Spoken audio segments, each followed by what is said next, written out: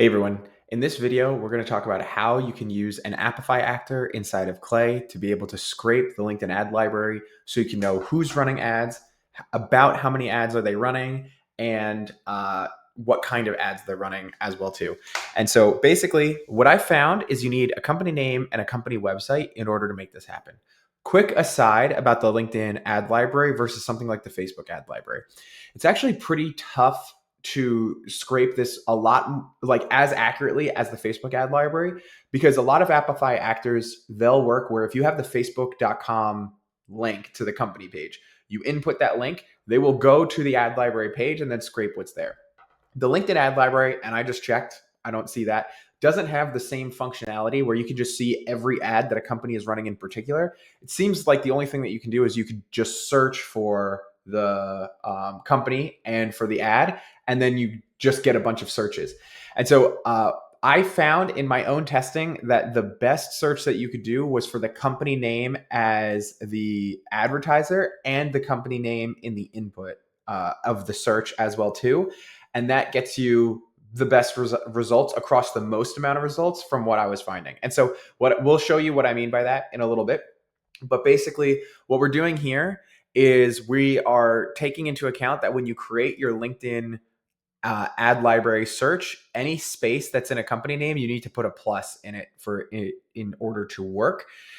And so then we're going to create a link kind of like this. And so a good example of this that works pretty well is if we go to this Vanta one, you'll see what I mean, that we're scraping this and we can see all of these Vanta ads, right? And so like I said, it's not like Facebook where there's just one page. If you were to go and you can't view the details because I'm just sharing that.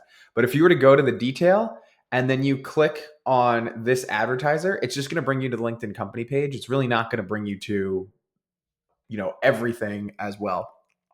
And so that's how the you see the Vanta one works. You'll see that this has an edge case where if anybody can solve this edge case better than I can, let me know. I know for a fact that pilot.com is running LinkedIn ads, but when you do a search for them, you get all of these crazy companies. And see, we get pilot.com here, which is what we're actually looking for. But this is one of the ones that if you put in pilot.com and then pilot.com, this actually works pretty well. And you get a lot of good matches here. But then if you were to do the same thing where you to go clientboost.com and then clientboost.com, then you get nothing. I think this has something to do with the fact of what Pilot's name is. So if you see in here, pilot.com and then pilot.com, you'll see how it says here it's promoted by pilot.com. So probably if you get a list of companies and you don't change the company name from if you scrape LinkedIn for the companies and you don't change the company name, you should be able to keep this going. I just wanted to show you guys that this is an edge case. If you find this, don't DM me on LinkedIn and say, oh my gosh, you're so dumb, you didn't see this edge case. I've been poking at this a ton of times. I couldn't, even if you were to just do pilot.com and then pilot, it's still, well, oh no, sorry. For pilot.com, of course it works. But if you were to do clientboost.com and then client boost, I wasn't getting as many results as before. Yeah, you're getting no results here. So I promise you, I was poking and prodding at this. Pilot.com, it works for this.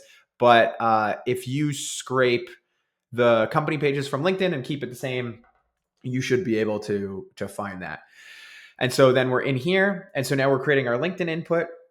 And then I'm just normalizing the domain just so that my team can use this at any point and they can upload any list of websites and we can further filter for it later, because as you saw, we need to make sure that we're actually finding ads that are relevant to us. And so we're going to run the Apify actor and then we're going to use filter list of objects in Clay to clean this up as well too. And so the Apify actor is super, super simple. All we have here is we literally are just connecting my Apify account to Clay, and then we pick the LinkedIn ad library scraper. And then for what we're doing here, we really just need to see if they're running less than 20 ads. So we made the result limit 25. I have no clue why it found 48 results, but I guess the more the merrier here. And so then this is everything that we just inputted. If you run the Apify actor for yourself to just test it, to make sure it works on your side, then there's going to be a spot in Apify called input. You can literally just copy this into your input data right here, and you're going to be able to get this. Hopefully I'll be able to give away this, this table though. And so now we're running it. And so the kind of results we're getting from here is, for American Express, we got 48 ads, and we know that this company is running ads over here. Now, this is funny because this is paid for by the Kepler Group. And so maybe I need to cover my bases here a little bit. And we need the advertiser URL. I didn't notice this before because it seems like these companies are trying to take advantage of the American Express's affiliate, or they're actually an agency on behalf of American Express. But this wouldn't be the case for somebody like Gong.io. Like, that's not going to happen with them, right? So Gong.io is going to be running it for them, and that's an edge case that I can close up before I give all of this away. And so then we have all these results, and we can see who is running what kind of ad are they running, what's the body, what's the ad ID, what's the image URL, the headline. We even get the targeting, we get the impressions per company, we get everything in here. It's really, really, really good data. So then all we have to do in order to make sure that the company that we think is running these ads are actually running these ads is the way I did the filter is I wanted to take this filter, and I was in particular looking for the click URL, including the domain over here. Because I would imagine, I didn't think about this, but somebody over here, being different than the actual company. So what we should probably do, and I'm just going to look at this real quick. Oh, who knows if that's American Express. So what I'll do is I'll probably just filter this as well. Oh, no, this still goes to, that's so odd why it's the Kepler Group. Whatever. We're not going to get into this. So anyway, then I don't think anybody is going to be running ads that's not really going to their website of somebody that you reasonably want to be reaching out to. So I filtered the click URL over here, and then you'll get a filtered array of only the people that are running ads at the company that you put in the input, so we can clean that up, and then you can carry on with whatever workflow you want from there.